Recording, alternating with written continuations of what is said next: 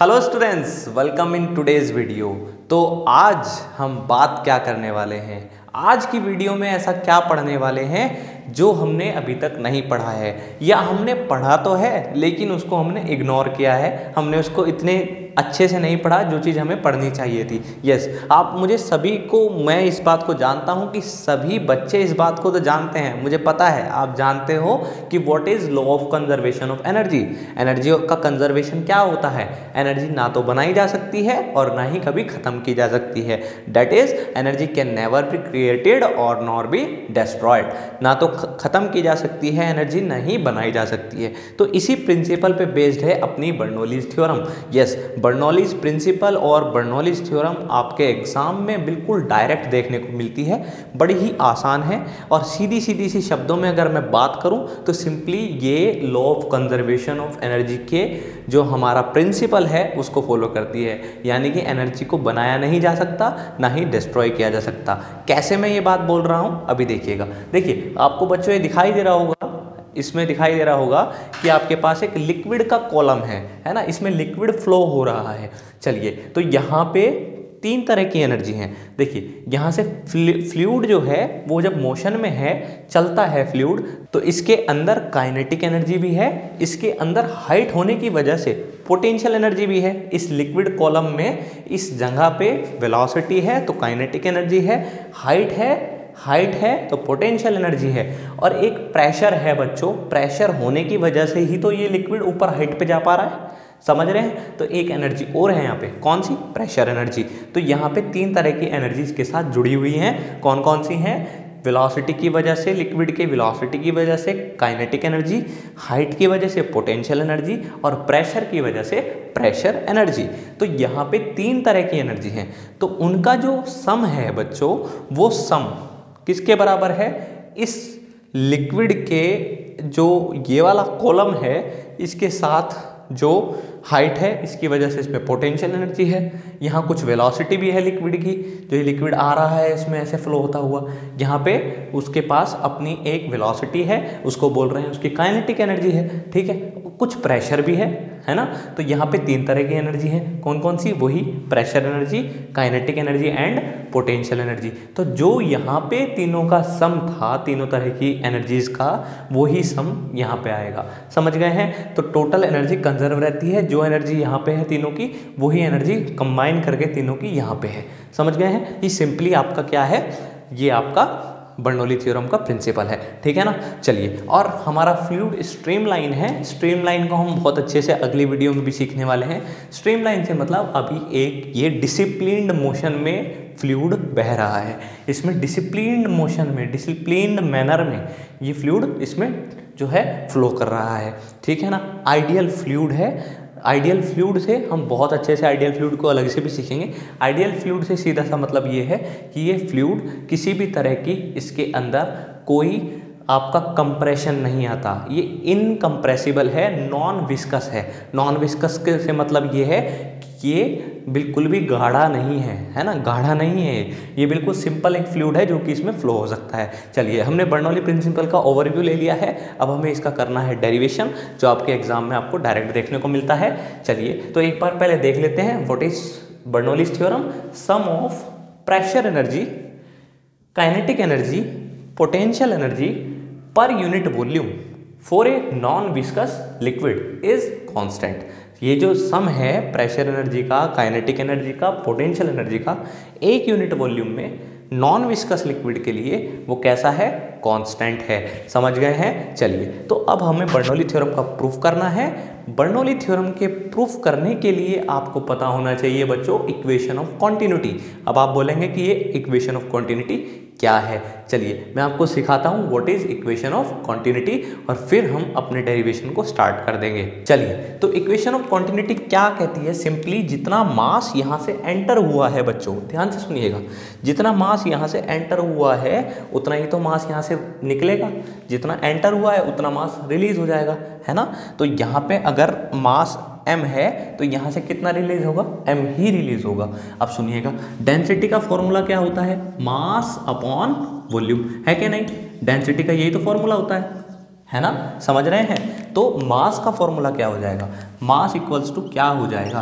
Mass equals to यहाँ हो जाएगा डेंसिटी इनटू वॉल्यूम, है ना, ये इधर चला गया मल्टीप्लाई, समझ रहे हैं। चलिए, तो अगर मैं इस सेक्शन की बात करूँ, ए सेक्शन की, तो ए सेक्शन का जो मास होगा वो क्या होगा, डेंसिटी इनटू वॉल्यूम। अब सुनिएगा, वॉल्यूम को मैं कैसे लिख सकता हूँ, सुनिएगा, आपको पता है ना, मान लीजिए कोई सिलेंडर था, है ना, सिलेंडर का वॉल्यूम क्या होता है, पाई आर स्क्वायर एच, है कि नहीं, यही तो होता है। पाई आर स्क्वायर क्या है, इसमें पाई आर स्क्वायर है इसका एरिया, है कि नहीं, एरिया आर इंटू एच। क्या मैं वॉल्यूम को एरिया इंटू हाइट लिख सकता हूँ, या एरिया इंटू लेंथ लिख सकता हूँ, लिख सकता हूँ। देखिए अब मेरी बात ध्यान से सुनिएगा, अगर मैं वॉल्यूम की बात करूँ, यहाँ एरिया क्या है पहले ये बताइए मुझे, यहाँ का एरिया क्या है, A1, है कि नहीं, एरिया क्या है, A1। वेलोसिटी होती क्या है, वेलोसिटी क्या होती है, डिस्टेंस 1 सेकंड की, distance travelled in 1 second, this is velocity. तो अगर मैं एक एरिया A1 है और यहाँ की डिस्टेंस कितनी है, किस स्पीड से चल रहा है, कितनी डिस्टेंस कवर कर रहा है ये फ्लूइड, कितनी, ये फ्लूइड कितनी डिस्टेंस ट्रेवल करता है 1 सेकंड में, V1। तो V1 ये क्या हुआ, ये हुआ वॉल्यूम, कितने सेकंड का, 1 सेकंड वॉल्यूम, ये क्या है, वॉल्यूम इन 1 सेकंड, समझ गए हैं, वॉल्यूम इन 1 सेकेंड। अगर ये फ्लूइड चलता है डेल्टा टी टाइम तक के लिए, इसमें आगे बढ़ता है, तो कितना वॉल्यूम हो जाएगा, 1 सेकंड का वॉल्यूम इतना है, एरिया इंटू लेंथ, लेंथ ये 1 सेकंड की थी, वेलोसिटी क्या है, डिस्टेंस इन 1 सेकंड, अरे समझ रहे हो, डिस्टेंस इन 1 सेकंड, यही तो है। अच्छा, और मैं बोल रहा हूँ डेल्टा टी में कितना वॉल्यूम होगा, 1 सेकंड में इतना वॉल्यूम है, डेल्टा टी में इतना वॉल्यूम हो जाएगा, समझ गए हैं, इतना वॉल्यूम, समझ गए हैं। तो यहाँ पे मैं क्या लिख सकता हूँ, जल्दी से बताइए, A1 V1 डेल्टा टी, समझ गए हैं, ये बात जाननी है। ये आपका मास आया कहाँ का, ये मास आया यहाँ से जो एंटर हुआ है। चलिए अब इस पार्ट पे पहुँचते हैं, इस पार्ट के लिए बताइए आप मुझे, इस पार्ट के लिए अगर मैं देखूँ, ध्यान से सुनना है, इस पार्ट के लिए वही मास बराबर वॉल्यूम इंटू डेंसिटी, मास का फॉर्मूला क्या होता है, वॉल्यूम इंटू डेंसिटी, है ना, इतना होता है। अब देखिएगा वॉल्यूम क्या लिखा जाएगा, वही बात, यहाँ पे एरिया क्या है A2, वॉल्यूम वेलोसिटी क्या है V2, यानी कि 1 सेकंड का कितना वॉल्यूम, A2 V2, है ना, एरिया इंटू लेंथ, 1 सेकंड की लेंथ क्या होती है, V2, है ना। अच्छा ठीक है, और कितने टाइम के लिए बात की, डेल्टा टी टाइम के लिए, डेल्टा टी टाइम में कितना हो जाएगा वॉल्यूम, 1 सेकंड का वॉल्यूम इतना, डेल्टा टी टाइम में इतना, और डेंसिटी लिक्विड की वही है ना, लिक्विड की डेंसिटी जो यहाँ थी वही यहाँ पे है। तो ये मास तो एंटर हुआ, ये मास एग्जिट हुआ, हमें पता है मास तो बनाया नहीं जा सकता, जितना एंटर हुआ होगा उतना ही रिलीज हुआ होगा।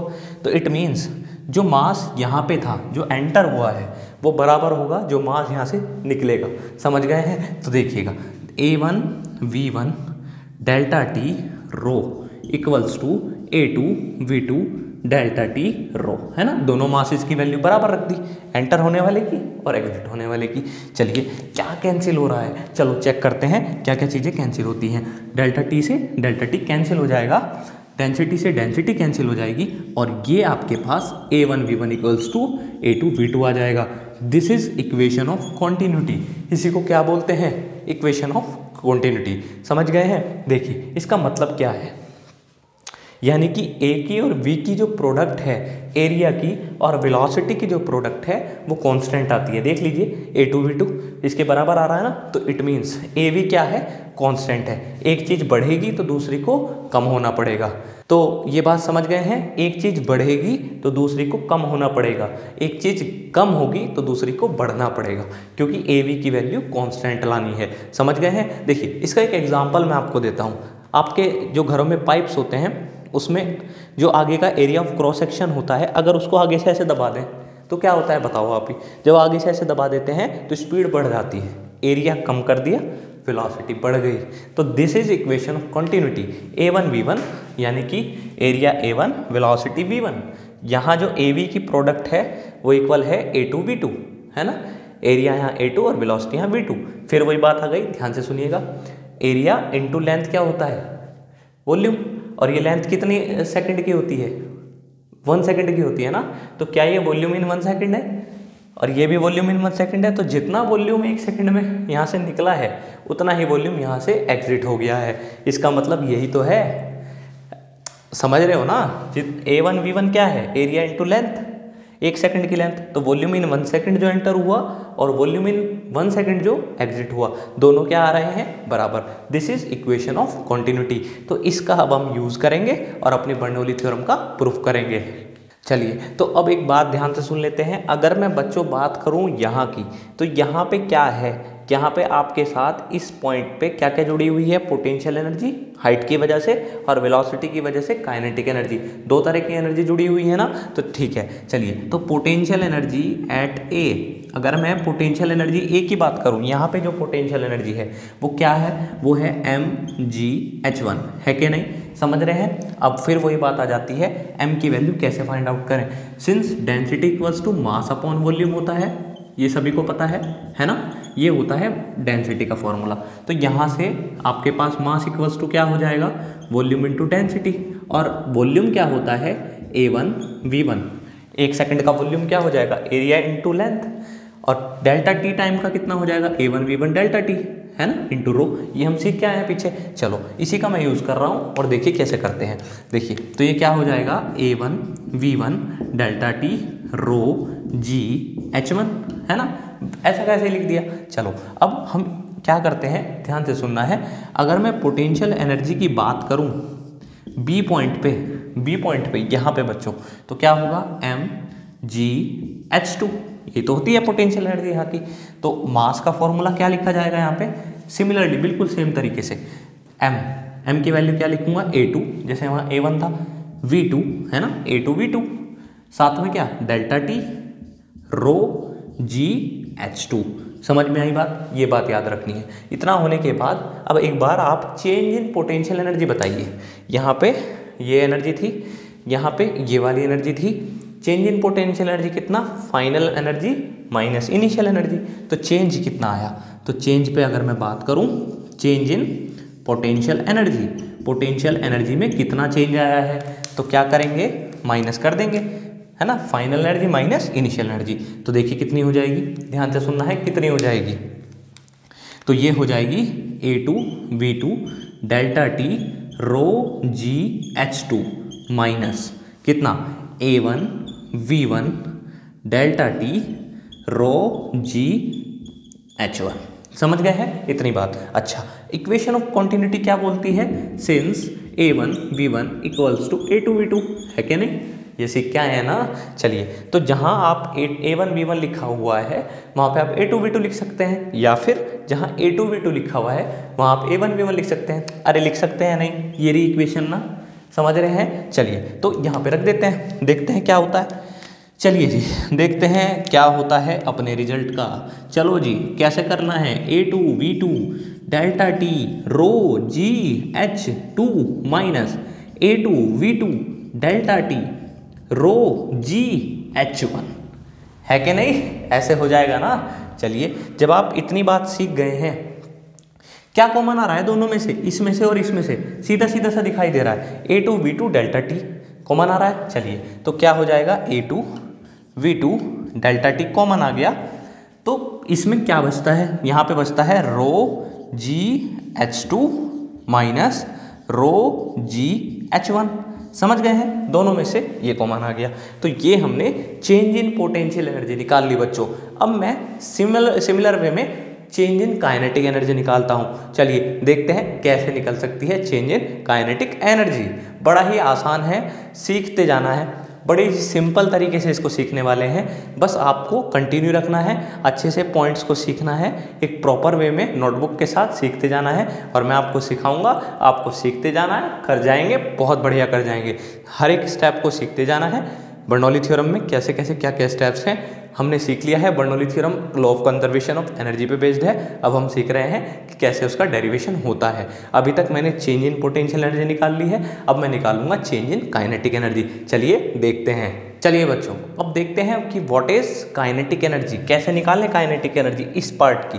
तो काइनेटिक एनर्जी मैं चेक करा रहा हूँ ए पॉइंट की। चलिए, kinetic energy at A point पे काइनेटिक एनर्जी कितनी है, ये रहा आपके पास पॉइंट। कैसे निकालते हैं काइनेटिक एनर्जी, 1/2 यहाँ का मास m, ठीक, v1 स्क्वायर, यही तो है। चलिए अब इसको अगर मैं और एक्सपेंड करके लिखूं, मास की वैल्यू मैंने बनानी सिखा रखी है, यहाँ पे ये लिखी हुई है A1 V1 डेल्टा टी और V1 का स्क्वायर। ये आपकी क्या है, काइनेटिक एनर्जी है A पॉइंट की। सिमिलरली काइनेटिक एनर्जी B पे निकालते हैं। काइनेटिक एनर्जी एट B क्या हो जाएगी, 1/2 m। m की जगह क्या लिखेंगे बेटा, वहीं से सीखा है ये, जैसे यहाँ पे लिखा हुआ है इस पॉइंट के लिए A2 V2 डेल्टा टी। समझ गए हैं, इस तरीके से लिखना होता है। चलिए जब इतनी बात समझ गए हैं, अब क्या करना है, और आगे हो जाएगा, ये हो गया मास सारा, है ना, और V2 का स्क्वायर। ठीक, चलिए जब आप इतनी बात जान गए हैं तो चेंज इन काइनेटिक एनर्जी देख लें। एक बात बताओ मुझे, यहाँ एरिया A1 कैसा है, बड़ा है, और A2 छोटा है। A1 बड़ा है, A2 छोटा है। जो एरिया बड़ा होता है तो वेलोसिटी कम हो जाती है according to equation of continuity, है ना। तो यहाँ पे V1 कम है और V2 ज़्यादा है ना। एरिया ज़्यादा है, वेलोसिटी कम, एरिया कम, वेलोसिटी ज़्यादा। समझ गए हैं, अरे समझ रहे हैं ना। चलिए तो ये बात हमें पता लग गई, V2 बड़ा है तो काइनेटिक एनर्जी किसकी ज़्यादा होगी, जिसकी वेलोसिटी ज़्यादा होगी। वेलोसिटी इसकी ज़्यादा है, ये V1 ज़्यादा है कि V2 ज़्यादा है, अरे V2 ज़्यादा है। तो हम कैसे निकालेंगे चेंज इन काइनेटिक एनर्जी, जैसे हमने चेंज इन पोटेंशियल एनर्जी निकाली है, यहाँ पे फाइनल माइनस इनिशियल करेंगे। ये वाली एनर्जी बड़ी है क्योंकि इसकी वेलोसिटी बड़ी है, एरिया छोटा है, वेलोसिटी बड़ी है, तो काइनेटिक एनर्जी इस सेक्शन की ज़्यादा है, इसकी कम है। तो चेंज कितना आया है, चेंज देखते हैं, चेंज कितना बैठता है, जल्दी से बताएंगे क्या बैठेगा। चेंज इन काइनेटिक एनर्जी देखिए कितना हो जाएगा, यहाँ पे 1/2 A2 V2 delta T V2 square minus कितना 1/2।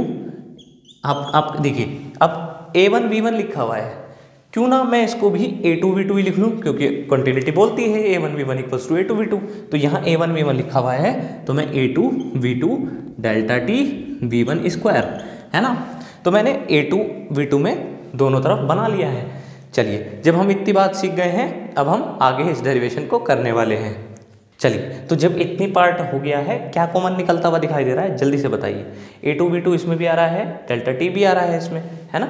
चलिए तो हम क्या कर लेते हैं, अच्छा मैं आपसे एक छोटी सी चीज़ यहाँ पे करेक्ट कर देता हूँ। ये जो मास आता था यहाँ पे, इसमें रो भी एक्स्ट्रा आता था, है ना, रो आता था ना, और यहाँ पे इसी तरीके से इसमें भी, इस मास में एक रो भी आता था यहाँ पे। समझ रहे हैं कैसे आता था, मैं आपको बताऊँ दोबारा से। Density equals to mass upon volume, है ना, तो वॉल्यूम इंटू डेंसिटी मास हो जाएगा, वॉल्यूम इंटू डेंसिटी, है ना।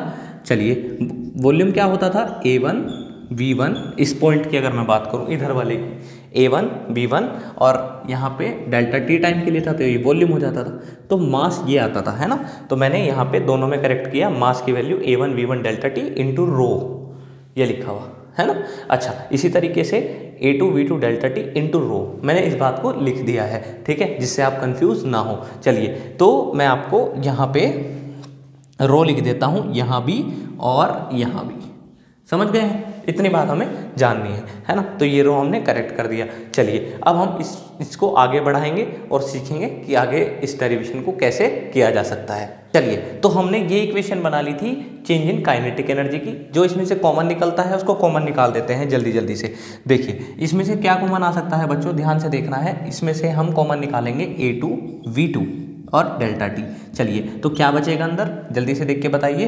A2 V2 डेल्टा टी मैंने कॉमन निकाल दिया, 1/2 रो V2 स्क्वायर, है ना। इधर क्या बचने वाला है, A2 V2 डेल्टा टी बाहर आ गया है, क्या रह गया है अंदर, 1/2 रो V1 स्क्वायर, ये आ गया है। समझ गए हैं, इतनी बात हमें समझनी थी। चलिए तो आपको चेंज इन पोटेंशियल एनर्जी मैंने यहीं पे लिखी हुई है पहले से ही, और चेंज इन काइनेटिक एनर्जी दोनों मिल गई हैं। तो टोटल चेंज कितना हुआ, टोटल चेंज दोनों का, तो टोटल चेंज कितना हुआ दोनों का वो चेक कर लेते हैं। तो टोटल चेंज जो आया, टोटल चेंज दोनों का मिला के कितना आया, है ना, एनर्जीज में कितना आया। चलिए वैल्यू लिख देते हैं इसकी, कितना आया है, चलिए देख लेते हैं कितना चेंज आया है। इसको लिखते हैं A2 V2 डेल्टा टी, ठीक है।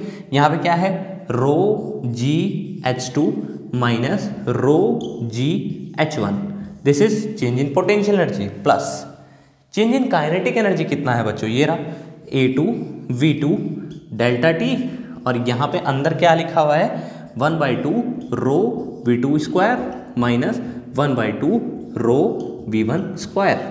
ये आपकी बेसिक टोटल एनर्जी आ गई जिसमें चेंज आया है, चेंज इन काइनेटिक एनर्जी भी और चेंज इन पोटेंशियल एनर्जी भी। समझ गए हैं? चलिए अब थोड़ा सा और इसमें हम थोड़ा सा और वर्क करते हैं और अपने रिजल्ट के बहुत पास आने वाले हैं। सीख कर रहेंगे, जानना है, एक एक चीज़ को सीखते जाइए, बढ़ते जाइए और आगे आपको इसी तरीके से आगे कुछ ना कुछ अपनी लाइफ में अचीव करना है। और इसके लिए आपको थोड़ा सा आपको एफर्ट डालने होंगे और आप एफर्ट डालेंगे तो डेफिनेटली बहुत अच्छा कर जाएंगे। चलिए तो अब सीखते हैं कि इसमें नेटवर्क कितना हुआ है। Total change in potential energy और total change in kinetic energy मैंने निकाल के रख ली है। अब क्या करना है, अब मैं नेट वर्क डन निकाल रहा हूँ, फिर देखते हैं क्या होता है। चलिए तो अब देखते हैं कि कितना वर्क यहाँ पे हो रहा है। चलिए यहाँ का वर्क देखते हैं पहले। देखिए बच्चों, वर्क का फॉर्मूला क्या होता है? वर्क का फॉर्मूला होता है force into displacement. Since pressure equals to क्या होता है, फोर्स अपॉन एरिया, तो फोर्स बराबर क्या हो जाएगा, प्रेशर इंटू एरिया। तो क्या मैं इसको ऐसे लिख सकता हूँ, प्रेशर इंटू एरिया फोर्स को, है कि नहीं? चलिए जब आप इतनी बात लिख लेते हैं, एरिया इंटू लेंथ क्या होता है, एरिया इंटू लेंथ याद रखा कीजिए हमेशा के लिए वॉल्यूम होता है, तो क्या हो जाएगा P इंटू वी, है ना? तो चलिए अगर मैं यहाँ के वर्क की बात करूँ, यहाँ के वर्क की बच्चों, यहाँ प्रेशर कितना था, यहाँ प्रेशर था P1, यहाँ प्रेशर कितना है P1, तो W1 कितना होगा, W1 होगा P1 और यहाँ पे V, यहाँ का वॉल्यूम क्या है V, है ना, जो इसमें यहाँ एंटर हुआ है। चलिए अब बात करते हैं यहाँ के वर्क की। यहाँ प्रेशर है बच्चों P2, तो वर्क क्या होगा P2V। समझ गए हैं? वॉल्यूम जितना यहाँ से चला है उतना ही यहाँ पे निकला है, जितना एंटर हुआ है वॉल्यूम उतना ही तो निकलेगा ये। चलिए तो यहाँ से यहाँ तक का वर्क कितना हुआ, नेटवर्क कितना हुआ बच्चों, नेटवर्क कितना हुआ है, नेटवर्क हुआ है W1 माइनस W2। अब आप बोलेंगे आपने W1 माइनस W2 क्यों किया, W2 माइनस W1 क्यों नहीं किया? देखिए एक बात बताइए, जब पानी आपको अगेंस्ट द ग्रेविटी पहुंचाना है, ऊपर पहुंचाना है ना यहाँ पे, तो एक बात बताइए यहाँ से यहाँ पहुंचा रहे हैं तो यहाँ का प्रेशर कैसा रखें, प्रेशर ज़्यादा रखें ना तभी तो पानी यहाँ पहुँच पाएगा। ऐसे नहीं होता है, आपके मोटर्स में भी तो ऐसे ही होता है, ऊपर पहुँचाना है पानी, नीचे हाई प्रेशर होगा तभी तो ऊपर तक पहुँचेगा पानी। तो यहाँ हाई प्रेशर है, यहाँ क्या है लो प्रेशर। तो जब यहाँ हाई प्रेशर है तो यहाँ का वर्क भी तो हाई होगा, तो यहाँ का वर्क ज़्यादा है, यहाँ का वर्क कम है, तो नेटवर्क कितना है, इसमें से इसको माइनस कर दिया। यहाँ अगर 30 था और यहाँ आपका जो है 10 है, तो कितना हुआ यहाँ से यहाँ तक का 30 माइनस 10 नेटवर्क हुआ। तो नेटवर्क कितना हुआ W1 माइनस W2, है ना, बड़े में से छोटा वर्क माइनस करना है। यहाँ का वर्क बड़ा क्यों है, क्योंकि यहाँ का प्रेशर ज़्यादा है, प्रेशर ज़्यादा होने से वर्क ज़्यादा है। चलिए तो ये इक्वेशन क्या हो जाएगी, P1 माइनस P2 V आ जाएगा कॉमन। ठीक, इतना हो गया। अच्छा यही तो वो नेटवर्क है, यही तो वो नेटवर्क है जिससे इसके पोटेंशियल एनर्जी में चेंज आया था और इसी वजह से इसकी काइनेटिक एनर्जी में चेंज आया था। तो क्या मैं ऐसे बोल सकता हूँ कि वर्क एनर्जी थ्योरम का हम यूज़ कर रहे हैं, वर्क एनर्जी थ्योरम बिल्कुल एंड में आ गए हैं डेरिवेशन के। अब डरना नहीं है, लास्ट रिजल्ट करके जाना है, खत्म हो जाएगा बहुत जल्दी। चलिए तो आपका जो भी चेंज आया है काइनेटिक एनर्जी में और जो भी चेंज आया है पोटेंशियल एनर्जी में, इस नेटवर्क की वजह से आया है। ये वर्क है जिसने उसकी काइनेटिक एनर्जी में भी चेंज लेके आया है और उसकी जो है पोटेंशियल एनर्जी में भी चेंज लेके आया है। It means P1 minus P2 into volume. समझ रहे हैं? अच्छा इधर आ जाइए, इधर क्या है आपके पास, जो आपका टोटल चेंज आया है ये लिखा हुआ नीचे, ये लिखा हुआ है नीचे सारा चेंज अभी निकाला हुआ है ना, काइनेटिक एनर्जी का प्लस पोटेंशियल एनर्जी का। चलिए ध्यान से देखिएगा, इसमें A2V2 और डेल्टा टी आ रहा है, इसमें A2V2 डेल्टा टी आ रहा है, क्यों ना इसको कॉमन निकाल लिया जाए A2V2 डेल्टा टी को। समझ गए हैं दोनों में से? यहाँ पे क्या बचेगा, यहाँ पे बचेगा ρgH2 माइनस ρgH1, है क्या नहीं, ρgH2 माइनस ρgH1। उधर क्या बचता है, ये तो कॉमन आ गया था, तो यहाँ पे बचता है 1/2 ρV2 square minus 1/2 ρV1 square. ठीक है, चलिए इतना होने के बाद अब कैसे करना है, चलिए अब हम क्या करने वाले हैं, बहुत सिंपल सी बात है, P1 माइनस P2 वॉल्यूम का क्या फॉर्मूला है, यहाँ पे आ जाइए, चाहे यहाँ से ले लीजिए चाहे यहाँ से, जैसा यहाँ पे लिखा हुआ है ऐसा यहाँ बनाने की कोशिश करनी है। देखिए क्या होता है volume, area into velocity, 1 second का वॉल्यूम, डेल्टा टी टाइम का क्या होगा A2V2 डेल्टा टी। वॉल्यूम को मैं ऐसे लिख सकता हूँ क्या, है ना। चलिए और इधर क्या है, A2 V2 डेल्टा टी, और ये साथ में रो G H2 minus rho G H1 plus 1/2 rho V2 square minus 1/2 रो V1 स्क्वायर। समझ गए हैं इतनी बात? चलिए, तो इसमें ये इससे कैंसिल हो जाएगा। समझ गए हैं इतनी बात? चलिए, जब आप इतनी बात समझ गए हैं, अब कुछ नहीं करना है, बहुत पास आ गए हैं। सिर्फ 1 1 वाले एक तरफ ले लो, 2 2 वाले एक तरफ ले लो। चलिए, यहाँ पे P1 लिखा हुआ था पहले से ही, यहाँ माइनस का रो जी H1 है, दूसरी तरफ आके प्लस का रो जी H1 है कि नहीं। सिमिलरली यहाँ माइनस का 1/2 रो V1 स्क्वायर है, दूसरी तरफ आके 1/2 रो V1 स्क्वायर है ना। ये माइनस का था, ये इधर चला जाएगा, तो क्या हो जाएगा P2 प्लस रो जी H2, ये पहले से लिखा हुआ है, plus 1/2 rho V2 square. This is the formula for Bernoulli's theorem. यही वो फॉर्मूला है जो आपको प्रूफ करना था। देखिए, देखने में बहुत खतरनाक लग रहा है, लेकिन एक्चुअल में ये बड़ा ही आसान है। मैंने आपको याद कीजिए, सबसे पहले जब शुरुआत की थी एक बात बोली थी, क्या बोला था कि pressure energy, kinetic energy and potential energy का जो सम है वो कांस्टेंट है। तो आप देखिए, ये प्रेशर एनर्जी, ये पोटेंशियल एनर्जी और ये kinetic energy, pressure energy, potential energy and kinetic energy. आप बोलेंगे कि सर यहाँ पे ये चीज़ समझ में नहीं आ रही कि आपने इसको कैसे पोटेंशियल एनर्जी बोला है, कैसे इसको काइनेटिक एनर्जी बोला है। चलिए, मैं आपको सिंपल करता हूँ, आप सीधी सी बात कीजिए। देखिए, प्रेशर एनर्जी होती है एक्चुअल में PV, याद रखेंगे। प्रेशर एनर्जी क्या होती है? PV। चलिए, पोटेंशियल एनर्जी क्या होती है? mgh।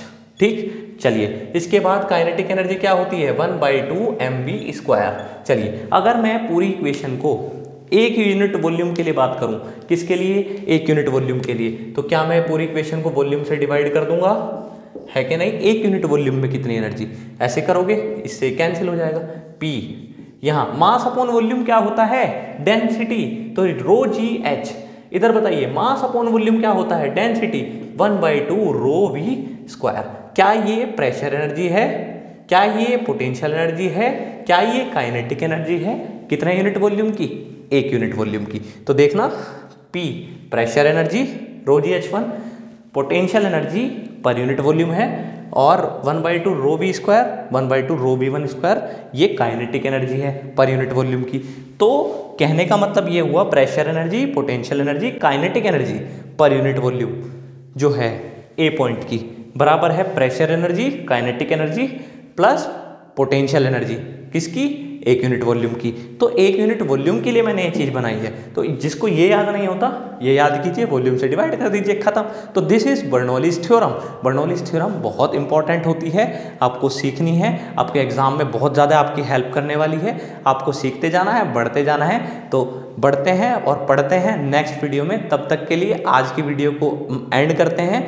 बर्नौली थ्योरम की इंपॉर्टेंस हम जान चुके हैं। अगली वीडियो में हम बात करेंगे और अच्छे और इम्पोर्टेंट टॉपिक की, जो कि फ्लूइड मैकेनिक्स चैप्टर से आपको मिलने वाले हैं। तो मिलते हैं नेक्स्ट वीडियो में। Face it, fight it and achieve it with Aashayein classes. Thanks for watching, stay connected.